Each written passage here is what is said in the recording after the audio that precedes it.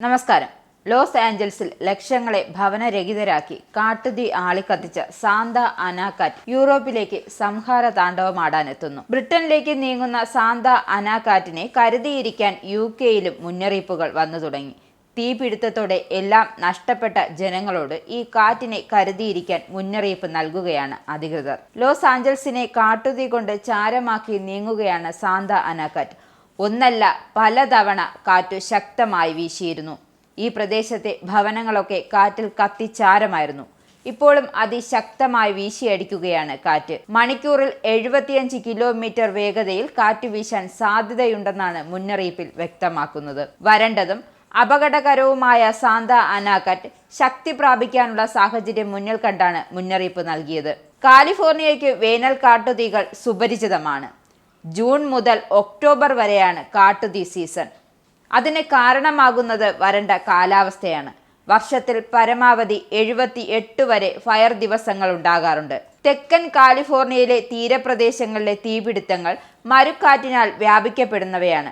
പ്രത്യേകിച്ച് Pacific Palisades മഴ ലഭ്യത ഇല്ലാത്തതിനാൽ സസ്യജാലങ്ങളെല്ലാം വരണ്ടുണങ്ങിയിരിക്കും. വർഷാവസാനത്തിൽ ശൈത്യവും മഴയും ഒരുമിച്ചുണ്ടാകുന്നതിനാൽ കാട്ടുതീകൾ താരതമ്യേന കുറവാണ്. ജനുവരി മുതൽ മാർച്ച് വരെ വലിയ തീ മുന്നറിയിപ്പുകൾ ഉണ്ടാകാറില്ല. എന്നാൽ 2012 മുതൽ 2024 വരെയുള്ള വർഷങ്ങളെ അപേക്ഷിച്ച് 2025 ജനുവരി 9 സംസ്ഥാനത്തുണ്ടായത് 60 ഫയർ അലർട്ടുകളാണ്. 40 മടങ്ങ് ഇത് കൂടുതലാണ്. 85,000-ത്തിലധികം അഗ്നിശമന സേനാംഗങ്ങളെയാണ് ദുരന്തബാധിത മേഖലകൾ വിന്യസിച്ചിട്ടുള്ളത്. കാലിഫോർണിയയിലേക്കുള്ള കാനഡ, മെക്സിക്കോ എന്നിവിടങ്ങളിൽ നിന്നുള്ള അഗ്നിശമന സേനാംഗങ്ങൾ എത്തിയിട്ടുണ്ട്. ഉയർന്ന അപകട സാധ്യതയുള്ള പ്രദേശങ്ങളിൽ താമസിക്കുന്ന ജനങ്ങളോട് മാറി താമസിക്കാൻ നിർദ്ദേശിച്ചിട്ടുണ്ട്. തെക്കൻ കാലിഫോർണിയയുടെ വലിയൊരു ഭാഗം അപകട മുന്നറിയിപ്പിന് കീഴിലാണ്. ലോസ് ആഞ്ചൽസിലെ കൗണ്ടിയിൽ 92,000-ത്തിലധികം ആളുകൾ ഒഴിപ്പിക്കൽ ഉത്തരവ് ലഭിച്ചു. 2 ഡസനോളം ആളുകളെ കാണാതായിട്ടുണ്ട്. പാലിസേഡ്സിലെ തീപിടുത്തത്തിൽ 23,713 ഏക്കറാണ് കത്തി നശിച്ചത്. ഈറ്റണിലെ 14,117 ഏക്കർ അഗ്നിക്കിരയായി. അക്യുവെതറിലെ കണക്കനുസരിച്ച് രാജ്യത്തെ എക്കാലത്തെയും ഏറ്റവും കൂടുതൽ നാശനഷ്ടമുള്ള തീപിടുത്തമാണ് ഇത് എന്നാണ് കണക്കുകൂട്ടുന്നത്.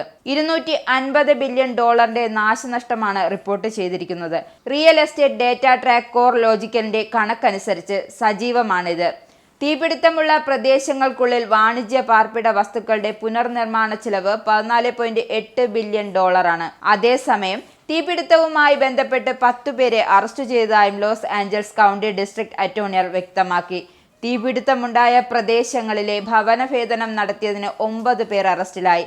ലോസ് ആഞ്ചൽസ് കൗണ്ടിയിൽ നിന്നും ഏകദേശം 20 മൈൽ വടക്ക് കിഴക്കായി അസൂസ് നഗരത്തിൽ ഒരു മരത്തിന് തീയിടാൻ ശ്രമിച്ചെന്നാരോപിച്ച് ഒരാളെ കസ്റ്റഡിയിലെടുത്തിട്ടുണ്ട്. നിങ്ങൾക്കും ആനന്ദ് മീഡിയയുടെ പ്രേക്ഷകരിൽ ഒരാളാകണ്ടേ? യൂറോപ്പിലും US-ലും ആഫ്രിക്കയിലും അടക്കം പ്രവാസികൾ ഉള്ളയിടങ്ങളിലൊക്കെ ജനപ്രിയ ചാനലുമായി ആനന്ദ് മീഡിയ ഒപ്പമുണ്ട്.